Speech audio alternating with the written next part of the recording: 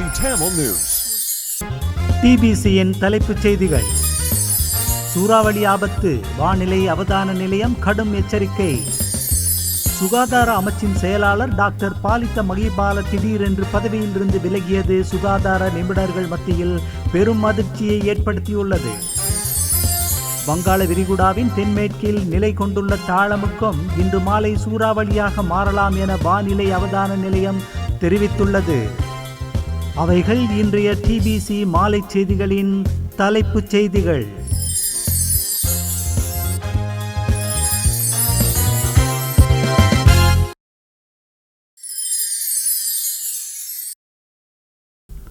வணக்கம். நீங்கள் இணைந்திருப்பது டிபிசியின் தமிழ் மாலை செய்திகளுடன். இனி விரிவான செய்திகளை பார்ப்போம். இலங்கையில் சீரற்ற காலநிலையால் 2,30,000க்கும் அதிகமான மக்கள் பாதிக்கப்பட்டிருப்பதாக அனர்த்த முகாமைத்துவ நிலையம் இன்று அறிவித்திருக்கிறது. இதுவரையில் 4 பேர் பலியானதாகவும் 6 பேரை காணவில்லை என்றும் அறிவிக்கப்பட்டிருக்கிறது. மழை வெள்ளத்தினால் 18 மாவட்டங்களைச் சேர்ந்த 141 பிரதேச செயலக பிரிவுகள் பாதிக்கப்பட்டிருப்பதாக அனர்த்த முகாமைத்துவ நிலையத்தின் பணிப்பாளர் நாயகம் ஓய்வு பெற்ற மேஜர் ஜெனரல் உதயஹேரத் தெரிவித்தார். 66,947 குடும்பங்களைச் சேர்ந்த 2,30,743 பேர் பாதிக்கப்பட்டிருக்கிறார்கள். 8 வீடுகள் முற்றாக நிர்மூலமாகி இருப்பதாகவும் 620 வீடுகள் ஓரளவு சேதமடைந்திருப்பதாகவும் உதயஹேரத் கூறினார்.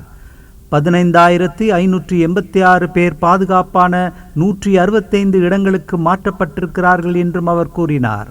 அதேவேளை வடக்கு, வடமத்திய, மேற்கு, வடமேற்கு மாகாணங்களில் பல இடங்களிலும், திருகோணமலை மற்றும் கேகாலை மாவட்டங்களிலும் 150 மில்லிமீட்டருக்கு மேல் மழை வீழ்ச்சி தொடர்ந்து இருக்கும் என்று வானிலை அவதான நிலையம் அறிவித்திருக்கிறது.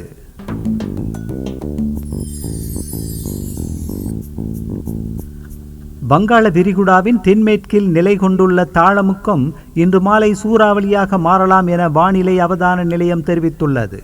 இதன் காரணமாக இன்று வடக்கு, வடமேற்கு, வடமத்திய மற்றும் மத்திய மாகாணங்களிலும், திருகோணமலை மற்றும் கேகாலையிலும் கடும் மழை பெய்யலாம் என வானிலை அவதான நிலையம் எச்சரித்துள்ளது. இதேவேளை வழமையாக வடகீழ் பருவக்காற்று காலங்களில் வங்காள விரிகுடாவில் தோன்றும் தாளமுக்கம் மற்றும் புயல்களின் நகர்வு பாதையை ஓரளவு தெளிவாக கணிக்க முடியும். ஆனால் இந்த ஆழ்ந்த காற்றழுத்த தாழ்வு மண்டலத்தின் நகர்வு பாதையை தெளிவாக கணிக்க முடியவில்லை. அத்தோடு இதன் கரையை கடக்கும் இடம் இன்னமும் தெளிவாகவில்லை. தற்போதைய நிலையின்படி இந்த புயல் வடக்கு, வடமேற்கு திசை நோக்கி நகர்ந்து எதிர்வரும் 30ஆம் திகதியளவில் சென்னைக்கும் கடலூருக்கும் இடையில் கரையை கடக்கும் என எதிர்பார்க்கப்படுகிறது. ஆனால் நகரும் பாதையை, கரையை கடக்கும் இடமும் மாற்றமடையலாம் என்பதை கருத்தில் கொள்க.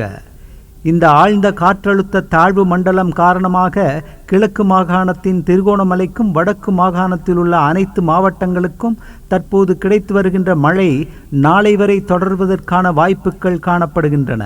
ஆனால் முல்லைத்தீவு, யாழ்ப்பாணம் மற்றும் கிளிநொச்சி மாவட்டங்களுக்கு சற்று வேகமான காற்றுடன் மிக கன மழை கிடைக்கும் வாய்ப்பு உள்ளது.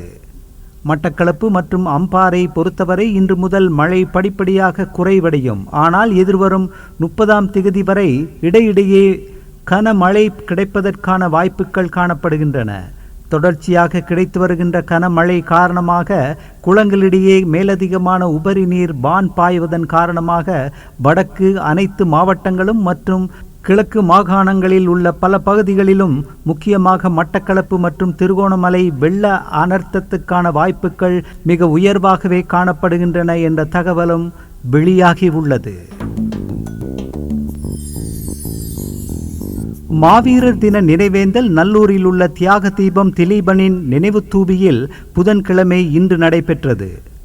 வடக்கு மாகாண சபையின் முன்னாள் உறுப்பினர் MK சிவாஜிலிங்கம் தலைமையில் பொதுச்சுடரேற்றி மலரஞ்சலியும் செலுத்தப்பட்டது.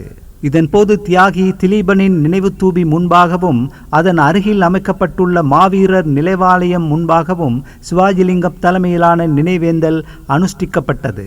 இது தவிர வடகிழக்கு பகுதிகளில் வெள்ள அனர்த்தம் காரணமாக இம்முறை மாவீரர் தின நினைவேந்தல் மிக குறைவாகவே நிகழ்த்தப்பட்டது என்பது குறிப்பிடத்தக்கது.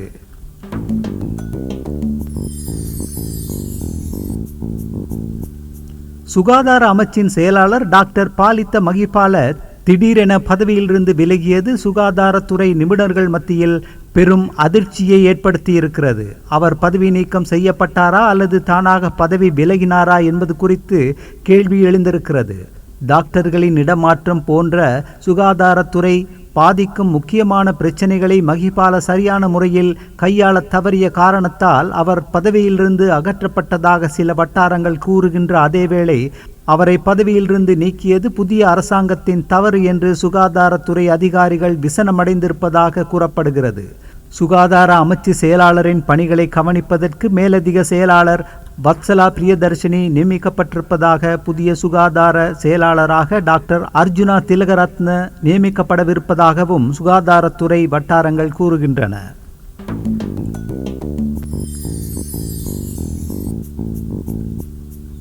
தமிழ் பேசும் மக்களுக்காக ஒரு விசேட அவசர இலக்கத்தை போலீஸ் திணைக்களம் அறிவித்திருக்கிறது.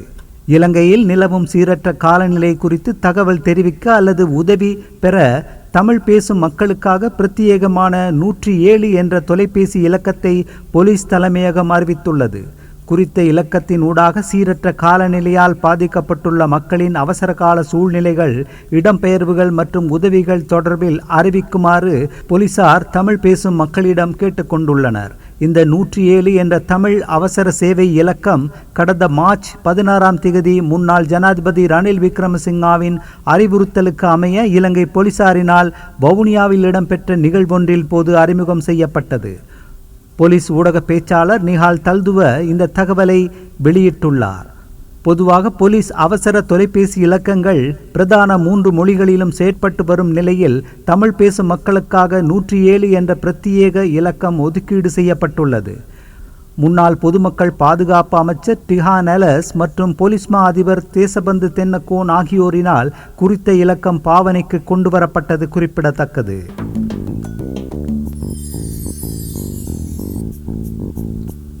கடந்த வருட முற்பகுதியில் உள்ளூராட்சி தேர்தல்களில் போட்டியிடுவதற்காக நியமன பத்திரங்களை சமர்ப்பித்தவர்களில் சிலர் வெளிநாடுகளுக்கு சென்று விட்டதாகவும், வேறு சிலர் இறந்து விட்டதாகவும், பலர் வேறு கட்சிகளுக்கு மாறிவிட்டதாகவும் சுட்டிக்காட்டியிருக்கும் முன்னாள் அமைச்சரும் சுதந்திர மக்கள் காங்கிரசின் தலைவருமான டலஸ் அழகப்பெரும அந்த நியமன பத்திரங்களை ரத்து செய்யுமாறு ஜனாதிபதி அனுரகுமார திசாநாயக்கவிடம் கோரிக்கை விடுத்திருக்கிறார்.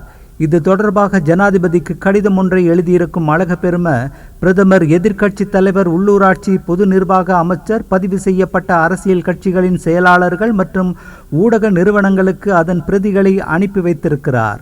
உள்ளூராட்சி தேர்தல்களில் போட்டியிடுவதற்காக நியமன பத்திரங்களை சமர்ப்பித்தவர்களில் 41 பேர் கடந்த பாராளுமன்ற தேர்தலில் போட்டியிட்டு பாராளுமன்றத்துக்கு தெரிவாகி இருப்பதாகவும் அழகப்பெரும கடிதத்தில் சுட்டிக்காட்டியிருக்கிறார்.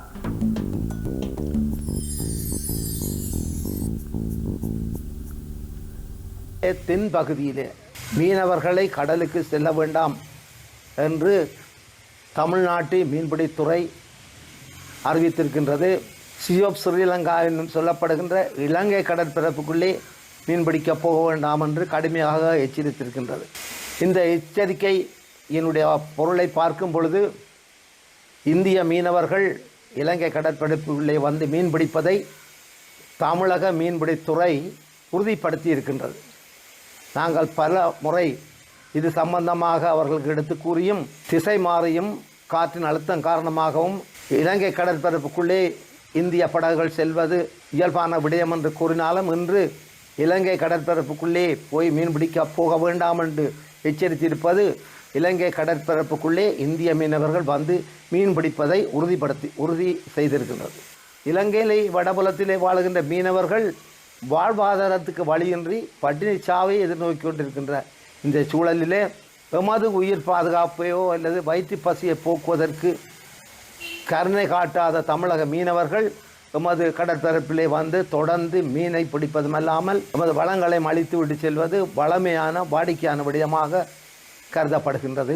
இந்திய இழுவமடி தொழிலாளர்கள் அல்ல இந்திய மீனவர்கள் கடற்பரப்புக்குள்ளே இலங்கை கடற்பரப்பினுள் மீன்பிடி நடவடிக்கையில் ஈடுபடுவதை தமிழக மீன்பிடித்துறை உறுதிப்படுத்தியுள்ளதாக அகில இலங்கை தொழிலாளர் சமூகங்களின் கூட்டமைப்பின் தேசிய அமைப்பாளர் NV சுப்பிரமணியம் தெரிவித்துள்ளார்.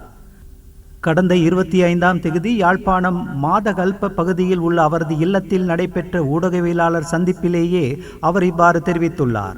இது தொடர்பில் அவர் மேலும் தெரிவிக்கையில், இலங்கையின் கிழக்கில் மையம் கொண்டிருக்கிற சூறாவளி காரணமாக உயிராபத்து ஏற்படும் என்ற வகையில் இலங்கை கடல் எல்லைக்குள் மீன்பிடிக்க இந்திய மீனவர்கள் செல்ல வேண்டாம் என தென்னிந்திய மீன்பிடித்துறை எச்சரித்துள்ளது. இந்த எச்சரிக்கையினுடைய பொருளை பார்க்கும் பொழுது இந்திய மீனவர்கள் இலங்கை கடற்பரப்பினுள் வந்து மீன்பிடிப்பதை தமிழக மீன்பிடித்துறை உறுதிப்படுத்தி இருக்கிறது. நாங்கள் பல தடவைகள் இது குறித்து அவர்களுக்கு எடுத்து கூறிய போதும் திசை மாறியும் காற்றின் அழுத்தம் காரணமாகவும் இலங்கை கடற்பரப்பினுள் இந்திய படகுகள் செல்வது இயல்பானது என்று கூறினார்கள். ஆனால் அவர்களது அறிவிப்பானது இலங்கை கடற்பரப்பினுள் இந்திய மீனவர்கள் மீன்பிடிப்பதை உறுதிப்படுத்தியுள்ளது. சூறாவளியிலிருந்து தமது உயிரை பாதுகாப்பதற்காகவே இலங்கை கடற்பரப்புக்குள் மீன்பிடிக்க செல்ல வேண்டாம் என அறிவித்திருக்கிறார்கள். இது வரவேற்கத்தக்க விடயம். ஆனால் இலங்கையின் வடபுல மீனவர்கள் வாழ்வாதாரத்தை இழந்து பட்டினி சாவினை எதிர்நோக்கி கொண்டிருக்கிற இந்த சூழ்நிலையில் இதை கண்டும் காணாதது போல இருந்து எம்மீது கருணை காட்டாத தமிழக மீனவர்கள் எமது கடற்பரப்பினுள் வந்து தொடர்ந்து மீனை பிடிப்பது மாத்திரம் இல்லாமல் எமது வளங்களையும் அழித்துவிட்டு செல்கின்றமை வாடிக்கையான ஒரு விடயம். எனவே சூறாவளி அனர்த்தம் காரணமாக எச்சரிக்கை விடுத்திருக்கின்ற தமிழக மீன்பிடித்துறையானது இந்திய இழுவை மடி தொழிலாளர்களை தொடர்ச்சியாக எமது கடற்பரப்பினுள் வராமல் தடுக்க வேண்டும். இது இப்படி இருந்தால் எமது இரு நாட்டு மீனவர்களினதும் பிரச்சனைகளும் தீர்வதற்கு வழிவகுக்கும் என அவர் தெரிவித்தார். அந்த செய்திகளோடு நிறைவு பெறுவது எமது டிபிசியின் இன்றைய தமிழ் மாலை செய்திகள். மீண்டும் நாளை காலை வழமை போல் சந்திக்கலாம். வணக்கம்.